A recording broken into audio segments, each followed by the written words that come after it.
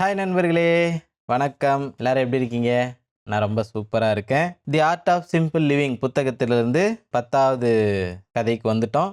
உங்களுடைய சாப்பாட்டு வேலையை தவறவிடாதீர்கள். உணவை நீங்களே தயாரியுங்கள். ஜப்பானுடைய இந்த கருத்து என்னன்றதை நம்ம இன்னைக்கு பார்க்கலாம். அதுக்கு முன்னாடி நம்ம சேனலை சப்ஸ்கிரைப் பண்ணலனா சப்ஸ்கிரைப் பண்ணிக்கோங்க. கருத்துக்களை கமெண்ட்ல தெரிவிங்க. சரி, வாங்க கதைக்குள்ள போகலாம்.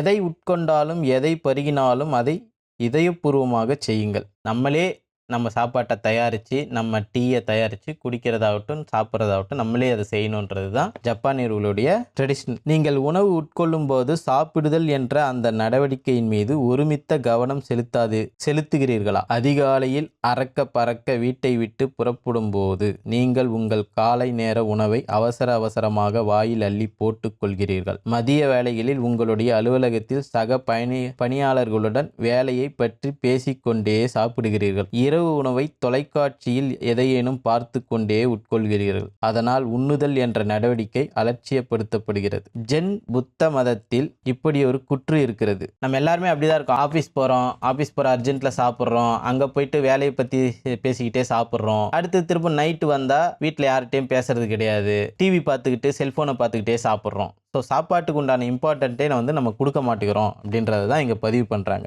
ஜென் புத்த மதத்தில் இப்படி ஒரு குற்று இருக்கிறது.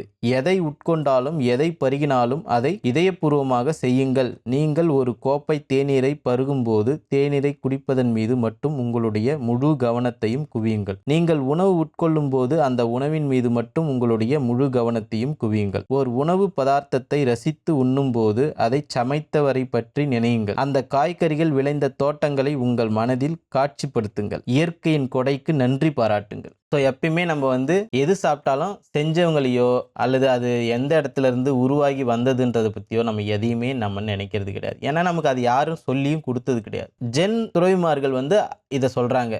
நீங்கள் ஒரு உணவை சாப்பிட்றீங்கன்னா அதை செஞ்சவங்களுக்கு நன்றி சொல்லுங்க.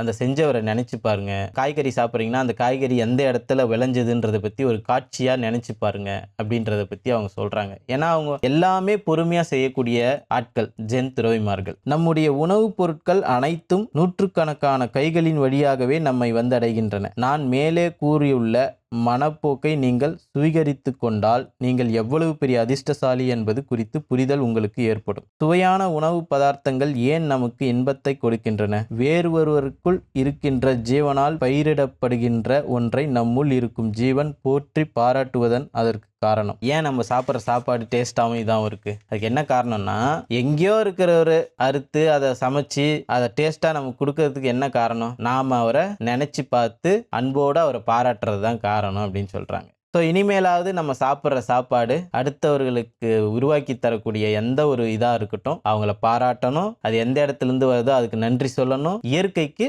நன்றி சொல்லணும். ஸோ இந்த கதையினுடைய கருத்து அதுதான். இந்த வீடியோ உங்களுக்கு பிடிச்சிருக்கும்னு நினைக்கிறேன். லைக் பண்ணுங்கள், ஷேர் பண்ணுங்கள், சப்ஸ்கிரைப் பண்ணிக்கோங்க, கமெண்ட் பண்ணுங்கள்.